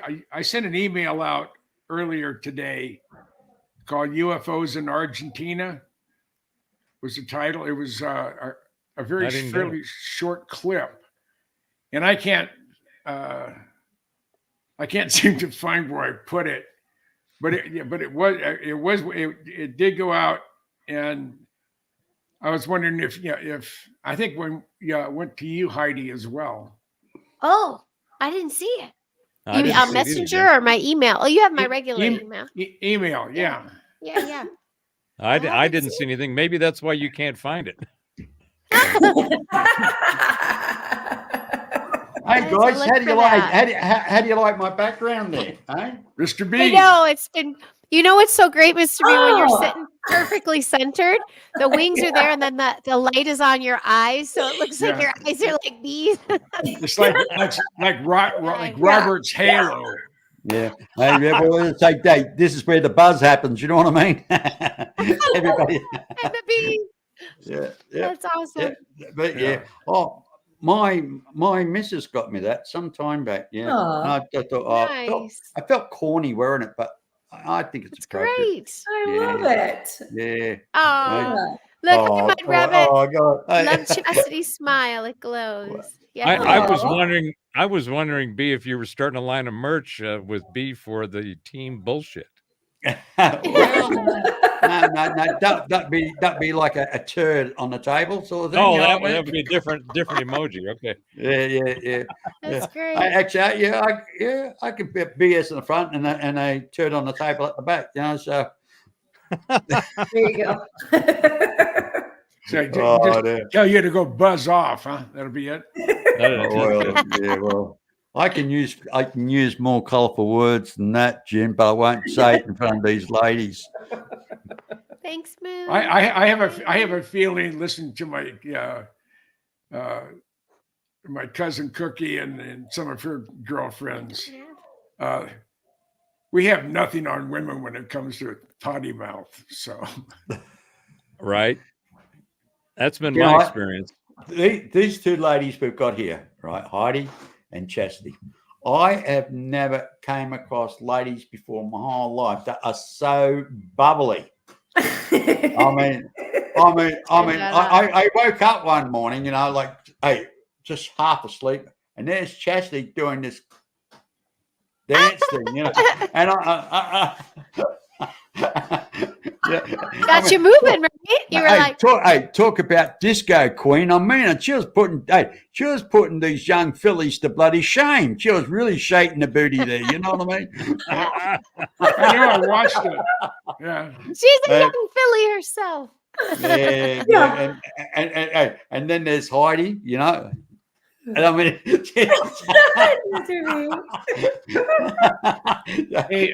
the excitement of it all. She can. I mean, I've got you characters. I've got you all picked out and stereotyped. You know what I mean? It's unbelievable, unbelievable, and it's lovely and it's refreshing. It's great. And then we got our linguist. Both of them remind me of a fine glass of champagne. You know, it's got that sweetness to it, and it's got the little bubbles and stuff. And you take that first swig, and it bubbles in your face, and you're like, up your nose, and you're like, oh, this is wonderful. Hey, they don't need bubbly or weed to have a good time. They're just naturally bubbly. Yeah, themselves. They really are. Bubbly knocked me out. Bubbly used to knock me out. I like the dark hard stuff. Heidi, I was going to show you this T-shirt I've got. I've got a T-shirt. It's an oversized one. And I actually pick it up from a swap meet. You know, I mean, I thought, send me your address sometime, and I'll package it up and send it to you. It's a man's size too, over large size T-shirt. It's always good when you're the big guy. I thought your hubby might like that one. Oh, that's really silly. It's in good condition. Even that came from like an op shop. It was in good condition. Nice. I'd give it a wash and iron it and fold it and send it off to you. Then give it to your That's thinking of us. That's of you thinking of us. Thank you. Oh, So for me or for him? Is it a 4XL tall? It's for him. It's for him. It's all good when you're the big guy. You keep calling him the giant, the big man, you know? Yes. He's a big man. And it will fit him. If he's big as you say, this will fit him. It's too big for me, but okay. There you go. I'll stand it off. That's for sure. Yeah. Heidi, what's your four-legged friend's name there? This is Bo. Bo. Hello, Bo. Like the B.O. Hello, Bo. He still smells pizza in my breath. Sounds like something out of the Waltons, you know, the old TV show. Come on, Bo. Yes, Bo. he knows what we're talking about. You know, he rescued him. He was speaking of the 101 that Michael was talking about. He was running on the on-ramp. Now you're talking Jim's talk. Jim's a rescuer. Yeah. Yeah. He's and he was a puppy. He was like a puppy mill. He was overbred, probably a runt or something. He had a funky jaw. And he was running on the on-ramp and found him, and he had Arizona tags. No one answered. This lady who finally called back said, yeah, send us money. You can keep him. And we're like, he's been with us 2 weeks. Hey, by the way, guys, just give me a moment. I'm going for an undrink. Are you serious, Heidi? An undrink. I've got to go for an undrink. Okie doke. What? Oh, you are you going to take a wee? Yes. You only I call it. Listen, guys, I want to go and do a slash, or I want to go and point Percy at the porcelain, or what? Drain your lizard. You know these old guys and the bladder issues, right? I mean, it's something that if you don't take care of, then everybody gets to unenjoy what you have to deal with. So go ahead, B. I'll be back in a minute. Oh, jeez. That's funny. So Heidi, 2 times in one day. I know, right? We're on a roll, man. I'm feeling tired. That's why my glasses are on. I'm like, I had got up early for that one, just to like do my morning routine. I was actually on with Sherry before y'all went on. So that's what she said. Yeah. That's tomorrow night, right? Are you tomorrow night? Is it airing tomorrow? I forgot what she told me. Okay. I think I saw the thumbnail. I think I saw the advert. I put notifications, so it's already up. Yeah. I mean, it's not airing. No, it didn't air. It just said notification, scheduled. So got it's coming. So okay. Yeah, good for you. I love that. Yeah. That was fantastic. And I asked her 2 days ago, so I was so excited she could do it. You know, it was just like, it was a chance. And I really thought that was a beautiful dynamic with Mr. Bauer. Yeah. They had a nice balance. I'm like, Mr. everything Bauer. happens That for a made me reason. emotional when Robert. I started crying. Oh my gosh. And then I know. And then my dumb ass is like, yes, we garden. After you just cried, it made me cry. I was like, we're gardeners too. What about you, Sharon? She's like, well, I just want to address what Robert said. I was like, oh yeah. Yeah. I was trying not to cry. Post mistake. It was an amazing time, and Yeah. that's the kind of thing like we're doing now, having these conversations that are connecting different people in different places with different backgrounds, all sharing similar perspectives and being able to explore those perspectives and discover what might be in there and being open to that. The whole idea of having open conversations on interesting subjects with respect it's a lost art, but we are trying to make a comeback with it. I mean, you have got to have the ability to throw your stuff on the table and know that it may or may not resonate, but you have to throw it with the caveat of, this is my opinion, this is my speculation, not sure about this or that, but what do you think? And somewhere along the line, you'll find some middle ground with someone, even if they don't agree with you 100%. Right. Right. Yeah. Right. Yep. We're building community. That's the spiel. That's the shtick. Yeah. Let's build community. And it's so wonderful to experience it when it happens, and doing it, impromptu, live, throwing your stuff out there and taking your laundry and hanging it out in front of everybody on the interweb. It's like, well, you got to have some. You got to have some sense of either humility or lack of respect for yourself to be able to say, I'm just gonna throw it out there. Oh no, lack of respect. I think that's what I said. Yeah. But I mean, you have to have at least that. But if you have at least enough confidence in thinking about knowing who you are as a person and knowing that you may not know it all, but you at least the grasp that you have, you'd like to share and exchange with others. And that ability to do that is part of the human experience. One of the reasons we iterate in these carbon-based meat sacks, so that we can experience this emotional extremes and realm of just magic and wonder, and trying to keep it real enough to have fun with it and learn from it. So I like your description. Carbon-based meat sacks. Yes, meat sacks. There's the shirt. Heidi. That's what it sure as hell feels like, especially right now. Well, that's the non-political but scientifically accurate definition. Yeah. Nice. I love that shirt. There you go. I love that shirt. Yeah, we'll organize it later on. Nice. Well, do you know what I was just talked to the class this week? We were talking about what were we talking about? I think one of the characters in our play, we're kind of doing this take. Well, I'll tell you about it in a minute, but it was about getting in your body, out of body versus in your body, and like processing or whatever. And then they're just talking about bodies. Aren't our bodies amazing? Like, look what we can do, and and we're doing theater games and stuff. And then I said, you guys know what I call my body?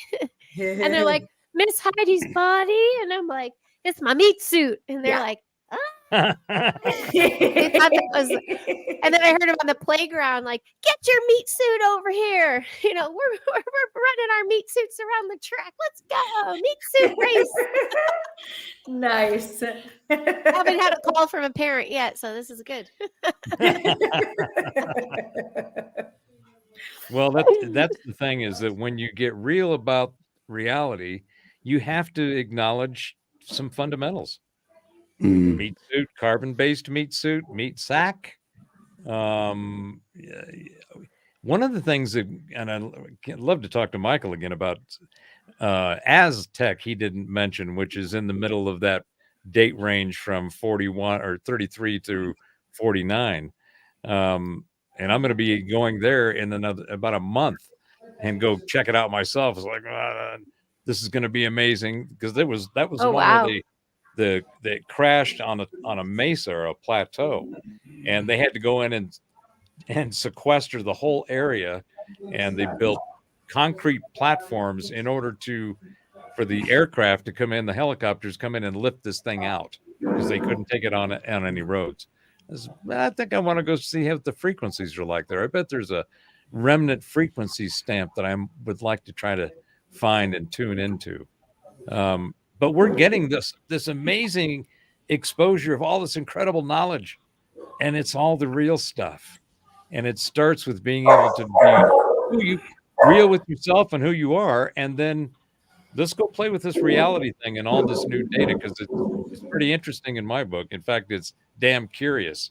So if you have a overly fertilized field of imagination like me, your curiosity gets in there and runs around and gets lost in the stocks. And it's awesome, because there's so much awesomeness to be had. I'm sorry if my optimism may be a little overbearing, but I've had an incredible day, and I'm just kind of letting you all have It's it. not overbearing. Optimism's I love it. awesome. Yeah. I loved it. We had just a little Japanese or show. What's it called? The movies with Anima? sub dub or whatever. Oh. The dog's barking, and I was like, "Oh, it's not him," but I could hear the dogs. Never mind. I'm so tired. I do have to dip out pretty soon, though. I hear everybody's fading a little bit. I love the optimism power. That's what it's all about. So you were circling back for Mr. B about the power of positive thinking. I missed the That's beginning. I'm sorry about that. It's all right. You got to be optimist. Yeah, you got to be an optimist. I mean, look, be honest. I mean, I won't go in too depths, but I've been going through my own little problems lately, and of course, it can pull you down and make you feel bad. But my way back is to think positive, and focus on yourself. It might sound selfish, but you've got to focus on yourself. Bugger everybody else.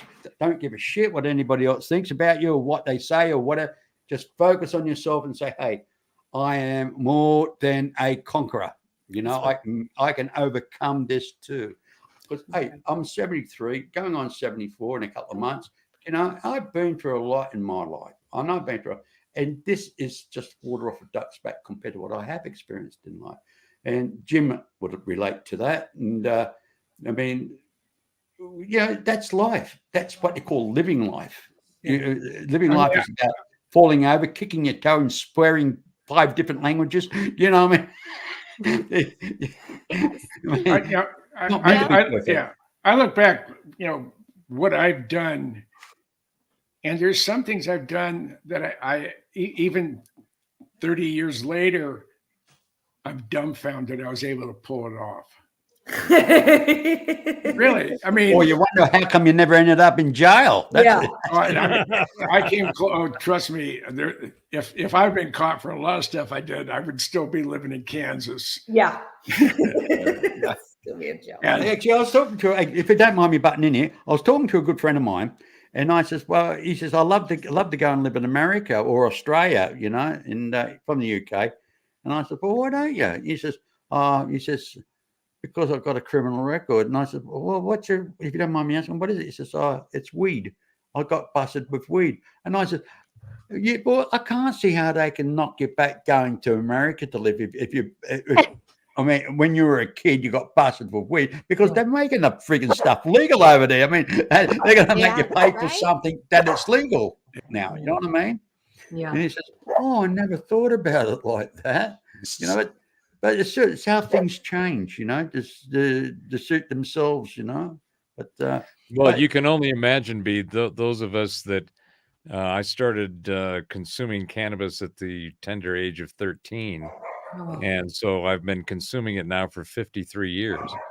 Back when in the 70s in Southern California, it was like, it was all the code stuff, the nickel bag, the dime bag, and, and I had, at one point I had a 65 fastback Mustang, and I didn't realize how incredible that car was going to be 40, 50 years later. But in that car, I had at least a half a dozen stashes of just joints, and they would go into the wind visors, or I had these little pockets where I would stash the joints in the car. So I'd be going down the road, just reach down, pull out a joint, light it up, and go down the road.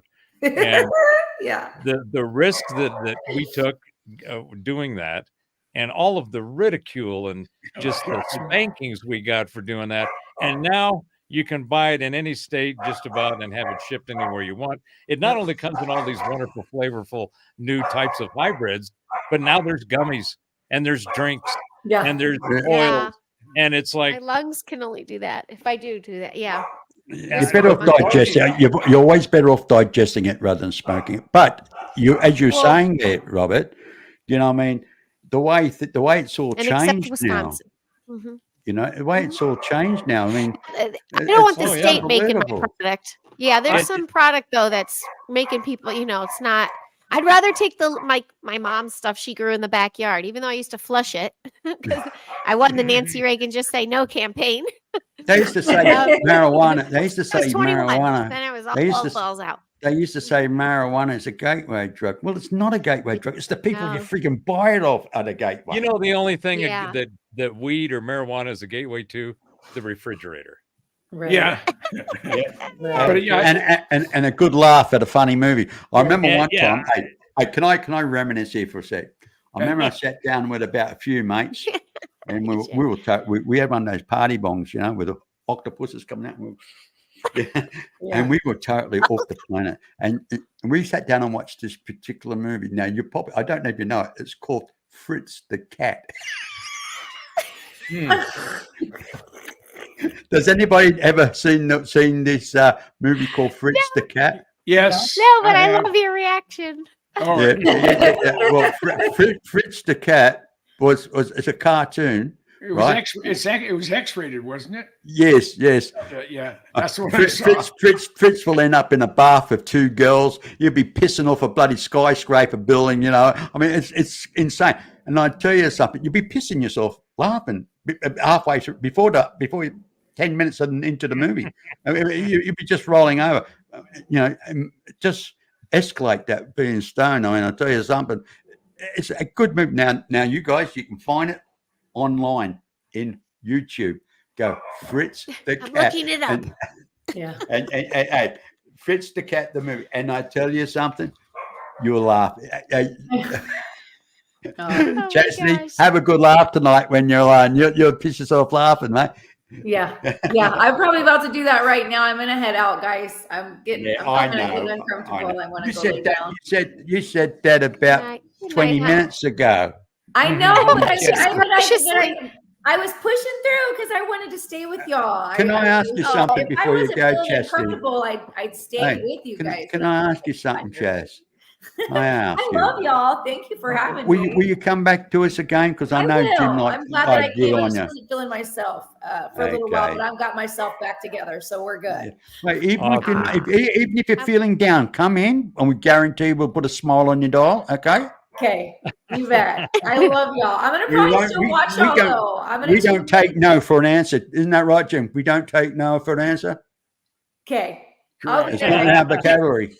Okay. Thanks, Chasity. I'll come next Saturday. I'm gonna still watch you guys. I'm gonna still watch you guys from bed. Okay. Thank you. Right. I'm gonna trail you out in just a minute. Good night. I'm gonna trail you out. Good night. Love y'all. Goodbye, hon. Lovely lady. Lovely. I'm making my final round. I'll be winding out too. I'm so grateful to have seen y'all again. Sorry I missed out last week. We had So when are we having our semantic circle there, Heidi? I mean, let's do bout. You have a life, we don't. So. Oh, stop! Yeah. Stop. Yeah. Yeah, let's do a jammy jam. Let's do another jammy jam. What would our circle? I was thinking that across the planet, you know, get together, pals from across our little geo points. Lighten up the geo points. Neil would like that. Neil, you know. He had a wonderful show. Did you watch his show yesterday? It was really good. Well, I caught the last 15. I tried to get him to do a cartwheel, but he couldn't see my comments because I saw that patch of grass. But I did get a very interesting message after. I think he had hit the pub. Yeah, he called me up about 2 in the morning, 3 in the morning. No, it's actually about 4 in the morning. He was pissed as I said, I'm saving that drunk. one. I'm going I to said, air you're that. drunk. I said, you're drunk, aren't you? And he said, yep.